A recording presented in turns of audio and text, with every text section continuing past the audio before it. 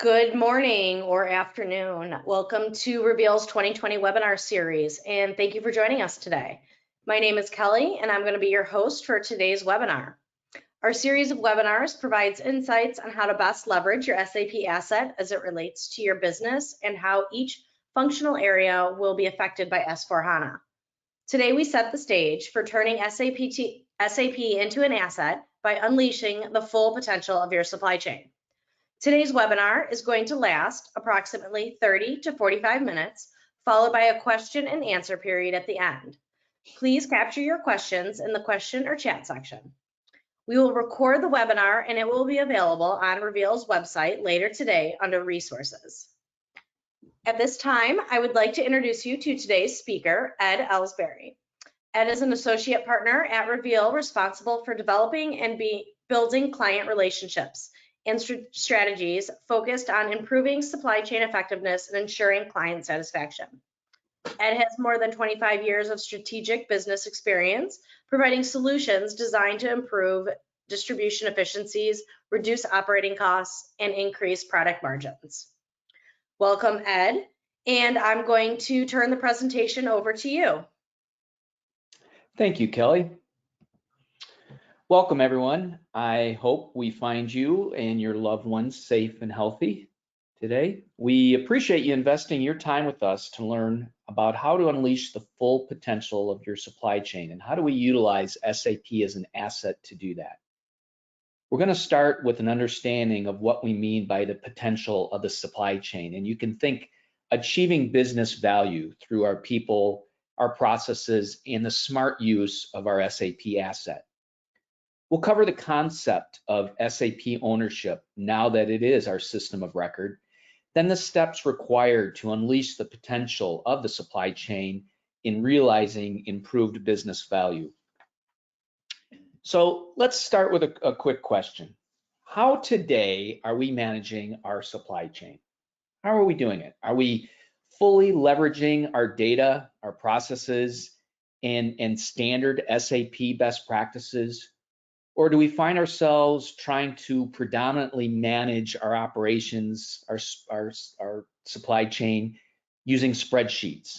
You know, managing in spreadsheets might seem more intuitive and a little bit easier, a little bit more comfortable, but it certainly comes with challenges to the business. For instance, it really breaks down the ability to look at information across the organization. So there's no single source of truth, leading to no trust in the data when you look into SAP. When we're in spreadsheets, we can't see as an organization the necessary data to make better and informed decisions. And working in spreadsheets can lead us to working as business users and IT support folks. It leads us to working harder and not necessarily as effective or productive as we could be. And also working in spreadsheets can introduce unnecessary costs, risks, and frustrations. And certainly I think the cartoon from Dilbert kind of captures this perfectly. So it's hard to achieve the business value that we're looking for and really mobilize our operations if everyone is working within their own kind of personal information systems, called spreadsheets. So what do we mean by unleashing the potential to improve business value? It used to be that quality, cost, and delivery were the key objectives of the operation. And those are still important, but those are just table stakes to compete today. If we look at COVID-19 and what it has done to us, it has brought supply chain importance to the forefront, and in many cases, not in a positive light. Think of shortages of toilet paper and other paper goods and cleaning products. And certainly a pandemic is a unique circumstance, but changes and disruptions is a constant in today's supply chain. To be able to create business value, no matter what the conditions are in the marketplace or in our industry, we need to be able to operate with flexibility, innovation, velocity, and resilience. These are order-winning criteria. This is the ability to operate with these characteristics, and it helps position our supply chain to be a competitive advantage in the marketplace. A good example of this is recently one of our beverage manufacturing clients found themselves in a situation where demand for certain SKUs spiked and demand for other of their SKUs dropped to almost zero.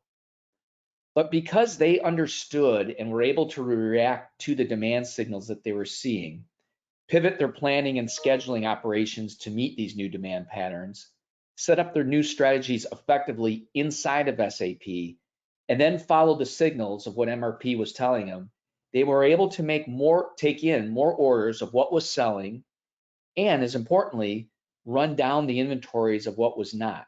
In other words, they were able to take more orders, maintain service levels, and limit the risk of producing product that was going to sit. This is what we mean by business value. In this particular case, it was the right inventory at the right time to meet changing demand, leading to improved profits for the organization. To unleash the business value, we need to put our people in a position to succeed, leveraging best practices and allow SAP to do the heavy lifting for us that it was designed to do. We like to illustrate it this way. Are we in a position today where we're doing lots of touches, a lot of manual work, a lot of workarounds the system? Is there a high level of mistrust in the data? Is there a level of unpredictability and not knowing what we're going to get at the end of a value chain? And are we working in silos? And what we would look to do is how do we kind of move from that left, utilizing SAP, utilizing best practices and some of the things that you see there. How do we reduce that noise that's in the system where we can become much more of an opportunity to automate certain processes? We're using information more thoughtfully and it's helping us make better decisions. We have predictable outcomes from end to end when we're trusting what we're looking at. We're able to make a promise and keep a promise to our customers, and we're working holistically across the organization to improve our efficiencies and gain better results. And if we do this, we're going to find improved levels of cost, service, and inventory performance, which then it becomes that winning order criteria. We become a much more flexible, innovative, fast, able to react quicker and stronger supply chain. And this is that order winning criteria that we need as a supply chain. And then ultimately, what does that mean from a business value perspective? Increased revenues, profits, better cash flow for the business. We can reduce our costs of operating the business when we're aligned this way, and ultimately leading to happier customers. So that's what we mean when we're talking about unleashing the potential to business value. And this isn't just in the supply chain. This approach is applicable across the whole enterprise, whether we're looking at the supply chain or plant maintenance or sales, logistics, manufacturing, finance, all the above. The principles to creating business value remain the same. It's only the measures of success for each of these areas that changes. So that's what we mean by unleashing the potential to improve business value. So let's talk a little bit about ownership of operating and leveraging this asset SAP and what it can do for us as a business. Before we get started with that though, I'd like for us to take a quick poll. On the call today, do you represent the business or are you an IT professional? And Kelly, do you want to put the poll up? Yep, I'm going to go ahead and launch that and give you all a few minutes to go ahead and answer.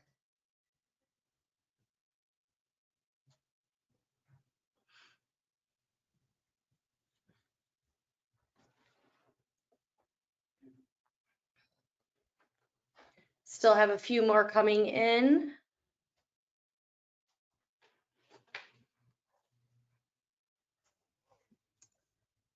All right, looks like everybody's gone ahead and put in their votes. And let's go ahead and take a look at the results. Share the results, and that's phenomenal. That doesn't happen very often. I'm glad to see that, and the reason I'm glad to see that is because what we're going to speak about today is really focused on the steps that need to be taken by the business with IT support. So I'm glad to see we've got a resounding, overwhelmingly representation by the business. Okay, so here's the question. Who owns SAP? Well, certainly when it was implemented, IT owned SAP, and IT certainly remains part of the equation because they're responsible for keeping it technically working, updating it when it needs its enhancement packs and updating versions, keeping it secure, and much, much more. The question now, though, is how do we move it from it being technically in place to being functionally very operational for us and providing the business value we were promised when the organization invested in it? How do we move from the system merely being a data repository for us, either financially or otherwise, to a trusted system that supply chains use and to run their business on and increase business value? And so what we find is during the implementation, the team members focus on implementing the transactions. So technically we're running the transaction, but the question you have to ask yourself, is that enough? Is running the transactions only enough? If our maturity in leveraging SAP is only at the transactional level, boy, we are missing out on a big opportunity because we're only realizing a small percentage of the value that SAP as an asset can provide. So how did we get here? We call it the implementation trap. The implementation trap goes like this. During the implementation, basic transactions are taught, but the business is not truly educated on SAP's range of capabilities or how to really optimize the capabilities or the rules, think master data, to optimize outcomes, those predictable outcomes that I showed earlier. Often, when we find the same set of rules are put in place to cover all materials, whether it's a strategic, say long lead time raw material, or an easy to procure one pallet, we see the same rules are applied. In other cases, we see the same planning strategies are in place, regardless if the finished good is a make to stock or make to order. The same settings are in place, so the system is not really helping us as a business to run more efficiently. This leads to a lot of symptoms that include data ownership, mistrust in data, a lot of manual workarounds and activities, working those spreadsheets that we talked about earlier, and really no understanding or ownership from the business. Does this sound familiar perhaps in your organization? Well, take comfort. There are many, many, many companies that find themselves in this state. Thus, Reveal has a business. Now, what are the results of these symptoms? Lots of frustration. Results could be organizations not trusting the data. We find that our inventory levels rise instead of optimize. Our service levels perhaps might go down. Our costs and our demand for IT support increases. And we just don't truly understand how to manage this beast called SAP. So hopefully not too many of you are feeling these types of frustrations, but if you do, take comfort that you have many other counterparts that feel this way as well. Instead, what we'd want to do is move out of the implementation trap and take ownership by the business to run SAP. And to realize business value, the supply chain needs to understand how to leverage the power of the system. This means moving beyond just transacting, and instead we need to learn how to let the system do the heavy lifting for us, automating where we can, and let the system do the heavy lifting, SAP do the heavy lifting to create predictable outcomes and find opportunities where we can automate to improve our processes. And what we like to say is, let's get our people in a position where they can add more value, rising above the transactions. Let's get the system to rise above the transactions and be able to point us to opportunities for improvement. So when business understands how to better utilize the capabilities, it gets above those transactions and it gets into those more value activities like planning and analyzing. And utilizing the extensive capabilities to improve supply chain effectiveness. And one of the results might be better outcomes when it comes to inventory. A good example of if we understand how to use the data, how to use the system built into it, can we get the wide variances of performance down to that nice steady heartbeat as illustrated on the screen. So that's what we mean by establishing ownership. So now that we've talked about the importance of business understanding and being educated in how to leverage the SAP asset, let's take a look at the steps that the business must go through to start taking ownership and unleash the value of the supply chain to achieve better business results. So we're going to look at bringing trust back. And what we mean by that is data integrity. How do we reset the rules? Think about it this way, master data. Do we have the right settings to support our strategy and our processes? How do we move from constant firefighting to managing by exception? And then how do we break down the silos? The data and information within the system should be flowing across the enterprise, and we need to figure out how do we harness or leverage that information to improve our outcomes and make them much more predictable. And then finally, let's measure what matters. Measurements and key performance indicators that provide insights to the health and the performance of our supply chain. We'll look at these a little bit in more detail here going forward. So let's start with bringing trust back. When we're out working with organizations, one of the most common challenges we often hear from our supply chain team members and leaders is they just don't trust the data. They don't know where to find it. They don't trust MRP outputs. Why is this? Well, because they're wrong. It's wrong. The data's wrong. The outputs are wrong. But why is it wrong? Often it's because we've not done a very good job of being disciplined in keeping our data real time and accurate, often described as clean data. For MRP to be effective, the data needs to be clean. It needs to be trustworthy, which means it's real time and it's accurate. The reason this is important is because MRP uses this data in its algorithms to help balance the supply against what it sees in demand.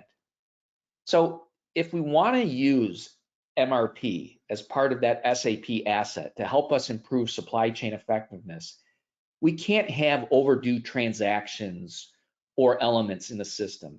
And you can see on the screen here, this is an example from a recent supply chain assessment that we did. You can see that there's billings that are overdue by 17 years. Now, certainly we hope these were billed out, but in any event, they still show open, which could have financial impacts. You can see there's open purchase orders that go back to 2002. See, the problem here is MRP sees this and it interprets this as material coming in today, which we know is not accurate. This quantity that shows open is being used and calculated into MRP's results. So it's no wonder that there's a low level of trust in this particular case. You can also see there's deliveries scheduled back 3 years ago, sales orders back to 2002, which is an overdue demand element, and then scheduling agreement orders back to 2009, which is a supply element. This bad data breaks down that trust in the system, in MRP results, and like old bad oil, it clogs up our engine. It doesn't allow us to run as efficiently as we could be. So MRP is factoring all these calculations, all this information, and providing guidance kind of based on lies, if you will. So another element of bringing trust back is accuracy. The supply chain function is responsible for moving the right materials at the right quantities at the right time. And if any of those are not correct, you have a potential breakdown between supply and demand. To realize business value, what we need is to have that discipline to make sure our data is accurate and correct. Here's an example where there are large inaccuracies in the PDT, the planned delivery times of raw materials. So to give you some understanding, SAP reads this information to determine when purchase requisitions need to be raised and when purchase orders should be placed. MRP looks first at the info record, then the material master, and then if those are not filled in, it goes to vendor master. In this case, what do you notice about the info record? What I see is there seems to have been probably a default approach to loading lead times by a vendor. You can see by the vendor 28 days seems to be the default for this vendor. You then look at the material master, and again, it looks as if maybe a default approach was taken, because you see 112 days is across the board for this particular vendor. And in this particular case, the vendor master is empty, so that's not even being factored in. Now, that blue column represents the actual lead times to receive products. This is being calculated by when the purchase order is released and the goods are receipted. And MRP is factoring this in. Now, the thing is, when MRP is running, it's factoring 28 days for all materials from this particular vendor. And as you can see, actual dates in many cases are over 100 days. So you talk about accuracy, this is a big issue. So if we're relying on MRP to help us manage our business, it should be telling me I need to order these materials 28 days ahead of needing it. Yet in many cases, I'm getting this product over 100 days. So this client found themselves constantly expediting orders from their supplier. Kind of makes you wonder what the supplier is thinking of this company at this point in time. You know, a customer who's constantly banging on them to ship sooner. So I kind of take a pause and think about, what are your suppliers' perception of your organization? You know, the COVID-19 pandemic has disrupted lead times of many raw materials. It's across the board. The need to adjust these lead times is constant. And it just makes me wonder how many of these changes are ending up in spreadsheets and not in SAP, where it can be used to help make better decisions. If you want to unleash business value, including operating more efficiently, then we need to make sure we have the disciplines in place to keep our data real-time and accurate. And the best way to do this is to establish business ownership and accountability on keeping the data clean. You know, this is where the business needs to come into play, because our business units are working closely with these materials, with these vendors and these orders. So they're the closest to it, and they would be in the best position to be managing this data to reflect accuracy and to be real time. Resetting the rules. I think I mentioned to you, think master data.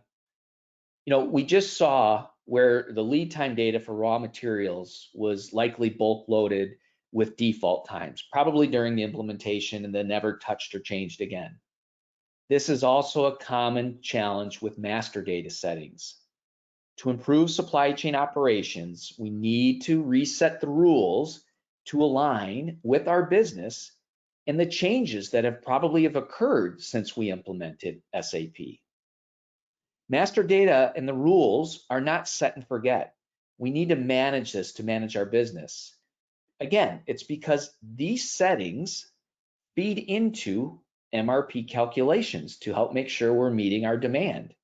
And it also allows automation in many instances. You can see in this example, many of the master data fields are empty. Often the reason for this is that during the implementation, these fields were not populated, and it's likely that the business was never educated on what they mean, how they can help us manage our business, how to figure out what is the right rule, and more. Furthermore, perhaps maybe we don't feel that we as business users are empowered to be able to make these changes, which we would challenge as well. So this, as you can see, is a clear symptom of the implementation trap that I shared earlier. There was no education to optimize our rules, our settings to help manage the business. Two of the biggest opportunities you have to unleash the potential of your supply chain is establishing the right MRP and planning strategies. Again, when we're working with clients, we often find 2 or 3 default strategies are used in both cases, and often there's more effective ones that should be used. With MRP strategies, we often find ND and PD strategies being deployed. Does this sound familiar perhaps in your organization? You know, ND means we'll plan it on our own, no inputs from the system, probably in spreadsheets. PD is plan on demand, using MRP to help us determine our needs.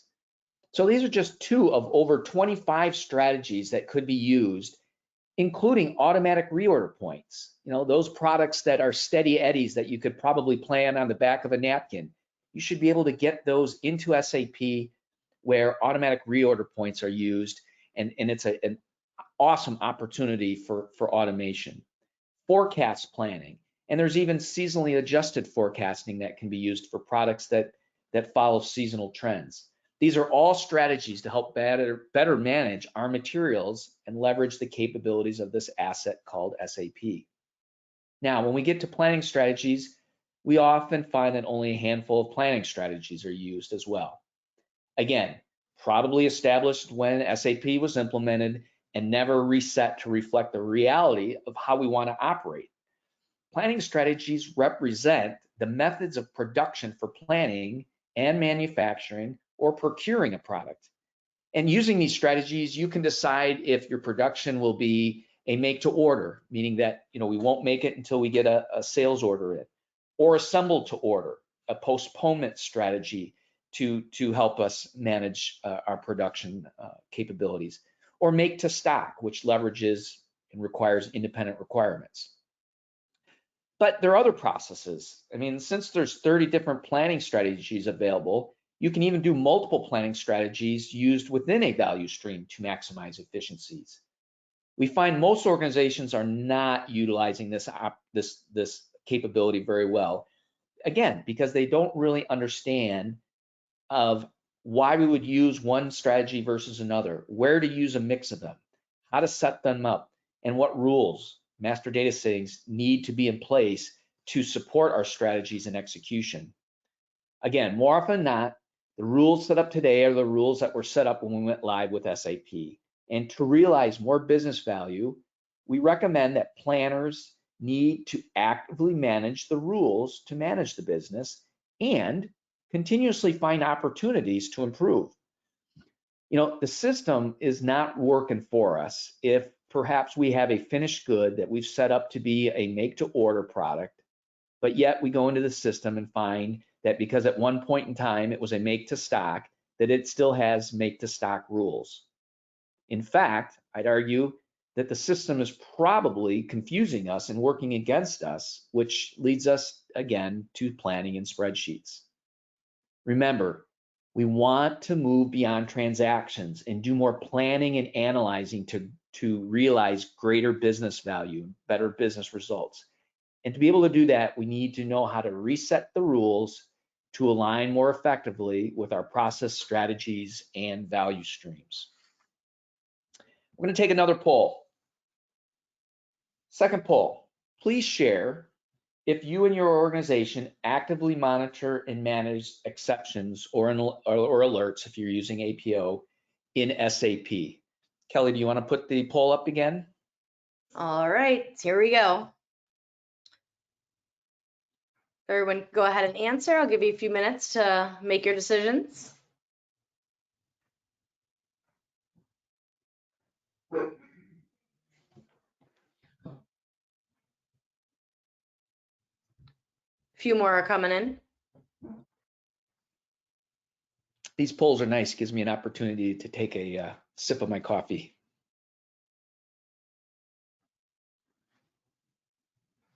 So what did we find? All right, I'll go ahead and close our poll and pull up our results. And here we go. That is wonderful.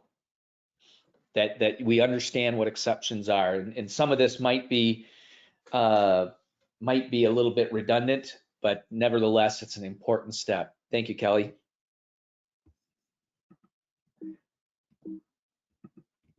Oops, sorry. So does it feel like often that when we're coming into work, we're constantly firefighting? Are we constantly dealing with expediting orders or changing schedules, changing order quantities, redoing plans, and tracking down information? If we find that we're in this position, this is taking away our ability to plan and analyze effectively. If we're constantly in firefighting mode, we are constantly finding ourselves being reactive rather than being proactive. And we need to change this to improve supply chain efficiencies and unleash the potential of our supply chain and improve our value to the business.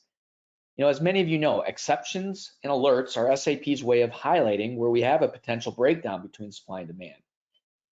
What we find is most organizations either don't understand exception management or they don't trust the exceptions, so they ignore them. Given what we just covered about the importance of data integrity and setting up the right rules in SAP, it's no wonder there's this level of mistrust or non-use. To reduce the amount of firefighting we're doing, then we need to get the data right. The rules need to be aligned with our operating processes, and then we need to follow MRP results.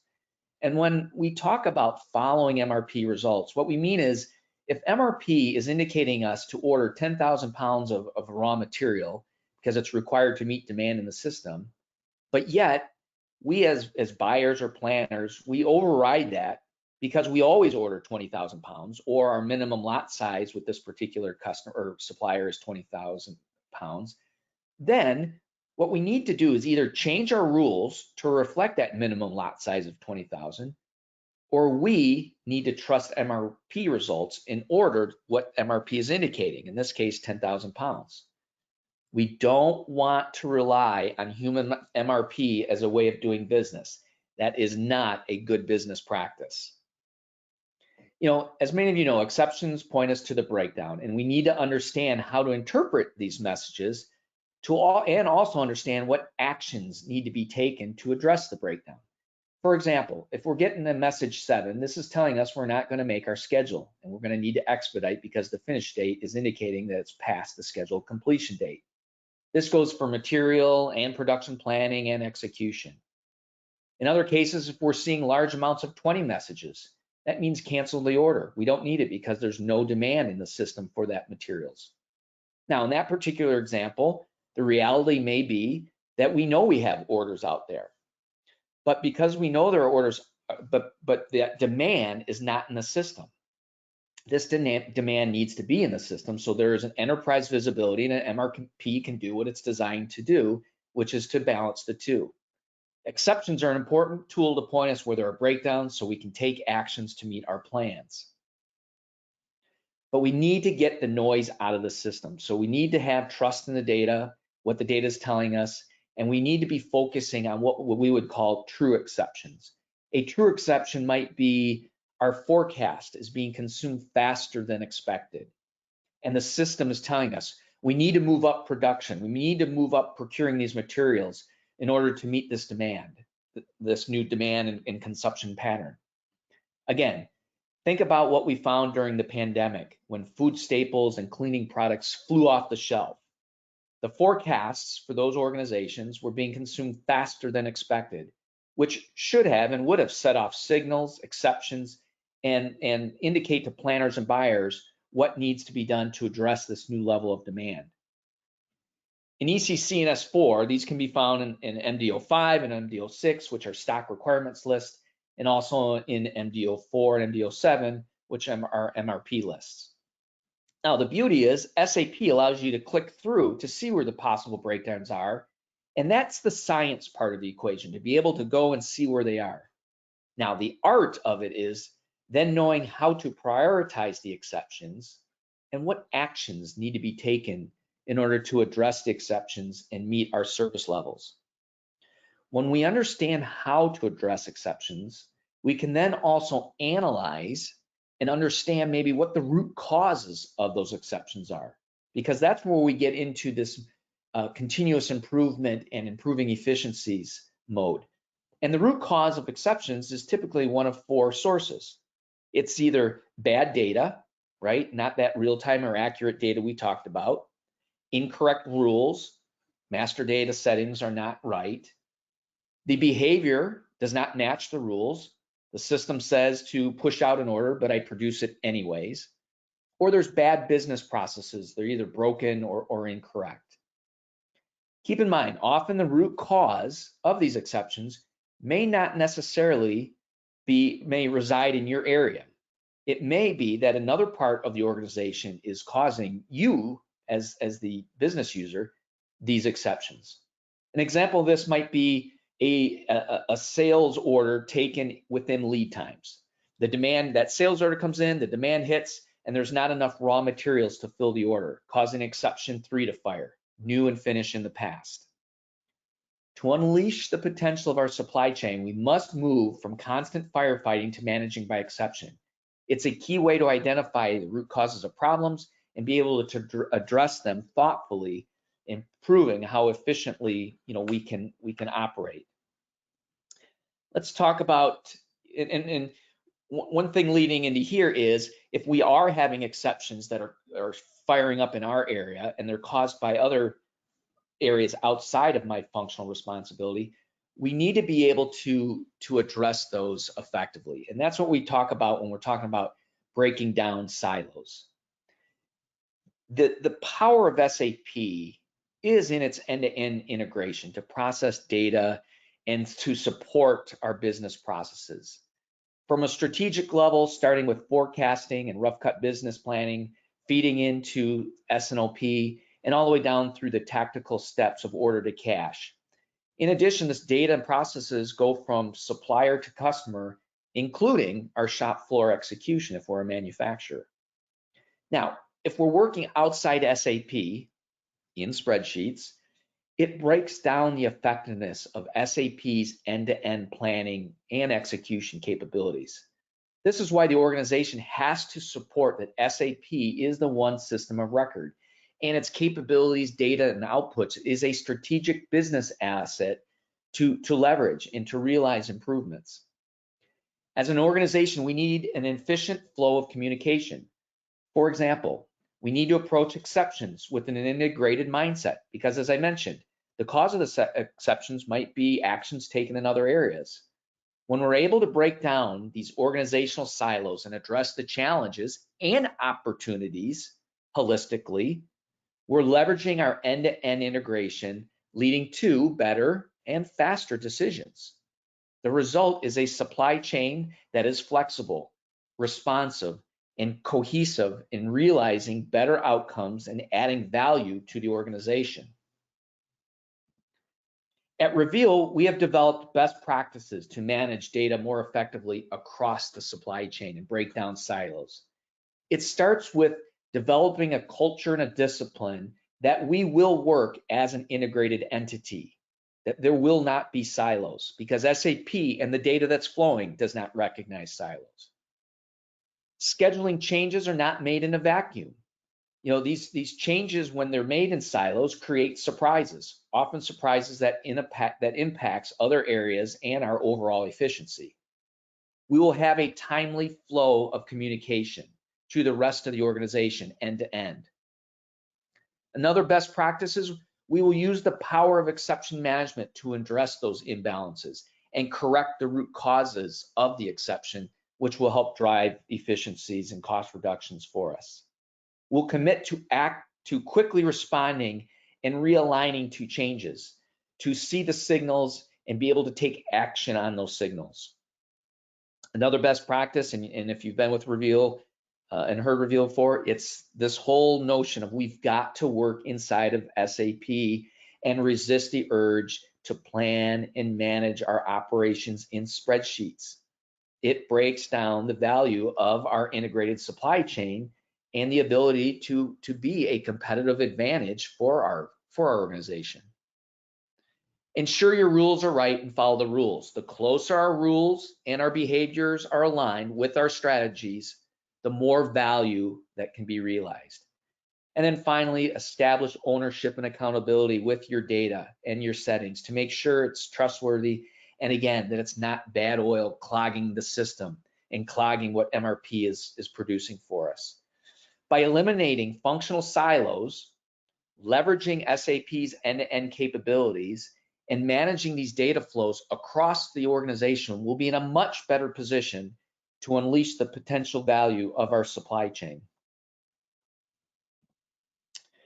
Final step, making sure we're measuring what matters. And what we're talking about here, first of all, is measuring operational KPIs. Many companies have high-level measurements, like the perfect order. But what I'm talking about today is, are we leveraging SAP reports to measure the operational KPIs that likely feed into that high-level measurement, like the perfect order. There are measures in almost every area of the supply chain, including inventory performance, production planning, schedule attainment, work center capacities, supplier performance, warehouse performance, and more. These are all standard SAP reports and available to you today. But again, too often we find when we're working with organizations that the business users are just not aware of these reports, and they find themselves pulling this data into spreadsheets, which is introducing extra work, it's introducing risk, and certainly susceptible to errors. These reports, these standard reports right out of SAP and the measurements that they're providing, provide insights to help us improve scheduling accuracy. They can help us improve costing. They can help us improve our capacity leveling so that we're finding where bottlenecks may occur and addressing those bottlenecks, ahead of time. Improve customer promise dates and lead times and more.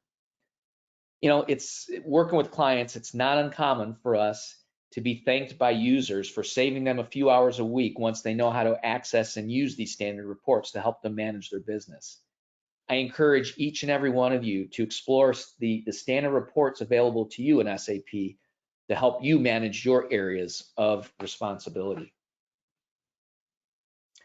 Another set of KPIs we recommend using fall into 3 categories. They are health KPIs, inventory measures, and service level KPIs. Health measures are looking at red lights. Now, the red lights are measuring where there's negative days of supply, which may have an impact on service levels, both internally when we're talking about servicing our production floor, and externally when we're talking about servicing our customer with finished goods.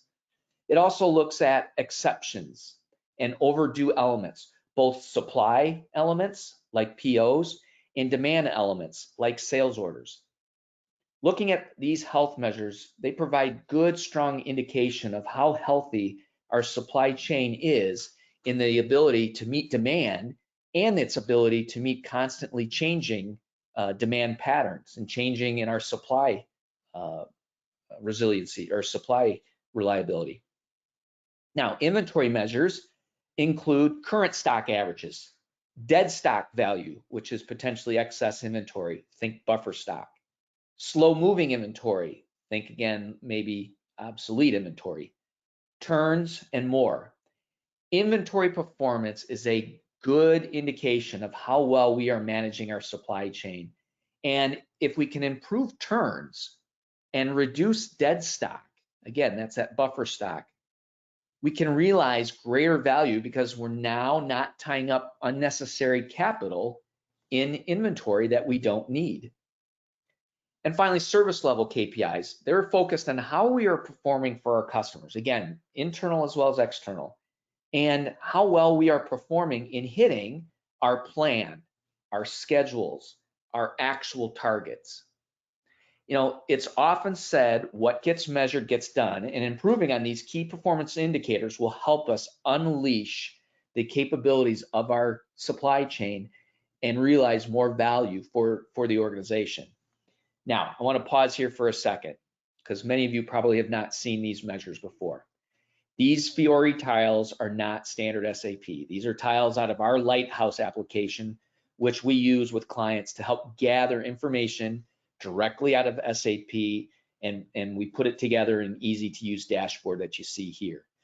And these can be used to look at company numbers in total. It can drill down to plant numbers and even MRP controller levels, which helps allow leadership and business users to be able to easily identify where trends may be going in the wrong direction and where attention and help may be needed. So I wanted to just share that with you for a second. When you're able to go through these steps, you'll be unleashing the potential of your supply chain and tangible business value will be realized. And to speak to that, here's a recent slide that was used in an executive meeting where the supply chain leader was sharing a set of his KPIs. Partnering with us, they started their optimization project in January of this year. You can see in almost every category they improved. In 10 months, they've reduced their inventory by almost $5 million. improved their efficiencies measured by the health measures, and improved schedule attainment. Now, keep in mind, this is in the middle of a pandemic where their demand really dropped precipitously, which affected their turns, which is about the only category that they hadn't improved on at this point. But they understand they are in much, much better position today than they were, say, 10 months ago. So it can be done. You can unleash the potential of your supply chain by utilizing SAP as an asset to help you run the business. But let me share a warning with you. Because the supply chain is an integrated end-to-end entity, you need to approach optimization as an end-to-end initiative and avoid the mistake many companies take by addressing only certain pieces. For example, if you only go after improving demand, say forecasting accuracy, and ignore the other side of the house, supply planning, you likely are going to be creating unforeseen problems. I promise you, when a new forecast is loaded into SAP, you can bet new exceptions are going to rise up. And we need to know, as a business, we need to know how to react to those. And there's a logical order to the steps, starting with data housekeeping, all the way through S&OP, and setting additional improvement targets. And this approach has been validated across hundreds of optimization projects we've done across a wide range of industries. So in other words, this approach is battle tested. So let's wrap up. Business needs to establish ownership and accountability to the data, the processes, and behaviors, and it needs to understand how to leverage the robust capabilities that our SAP asset entails or contains. We need to make sure the data is real-time and accurate, in other words, clean. We need to ensure that the rules align with how we want to run our business. We need to move from firefighting and manage by exceptions, which will allow us to address where there are potential breakdowns and point of efficiencies. And we need to work cross-functionally to communicate more effectively, address changes more efficiently, and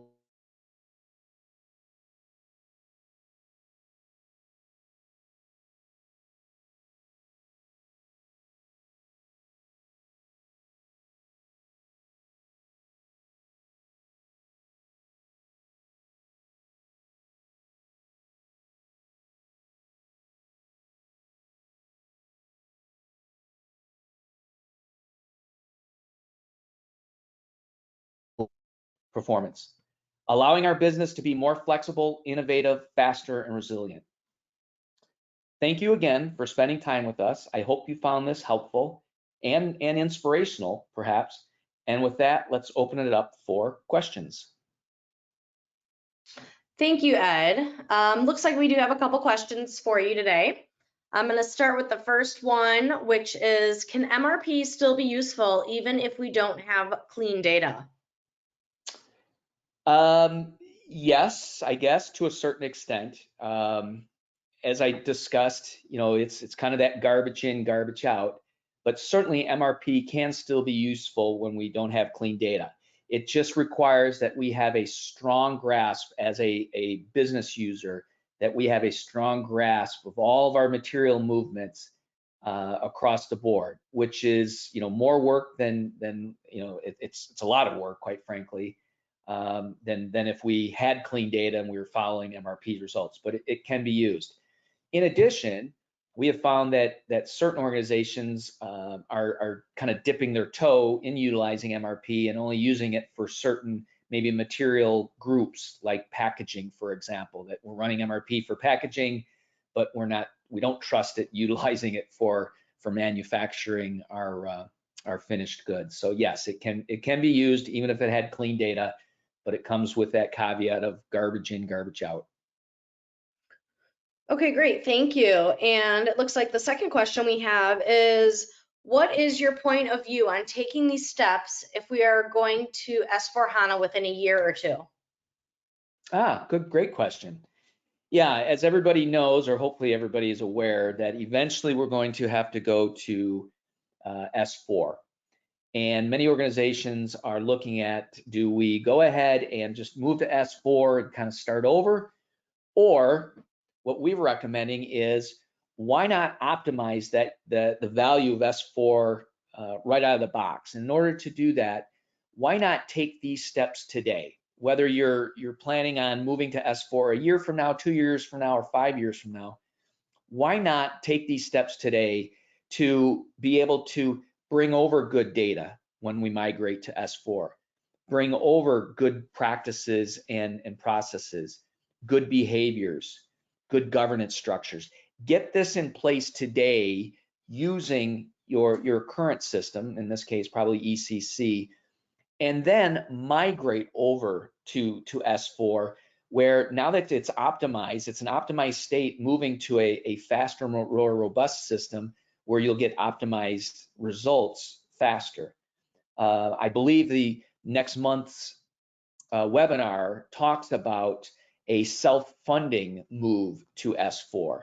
And you'll see more of this and hear more about this in next month's webinar. But it's a good question. Why not do it today? Be able to reduce those inventories, free up that working capital that perhaps maybe you can even utilize to pay for your move to S4. But I'll let next month's webinar go into more details on how to do that and why to do that. Thanks, Ed. It looks like we actually had a comment on your response for the first question, and they had mentioned that using MRP without clean data is definitely risky. It is definitely risky, yes. Garbage in, garbage out. Okay, well, that looks like a wrap for today. And if you have any further questions, feel free to reach out to us with the information available on the slide. Ed, if you could please move to the next slide. And you can reach us at that information there. And I just want to say thank you for everyone for joining us today. And this webinar will be available on our website at revealvalue.com under the resources tab. You will also find all of our previously recorded webinars, as well as other informative content areas, white papers, our success stories, client testimonials, and other helpful tips and tools. Our next webinar, like Ed mentioned, is going to be taking place November 18th, and that's turning SAP into an asset by self-funding your move to S4HANA. And that's going to be presented by Martin Rowan. So we'll go ahead and get an email out to you with that information well in enough time.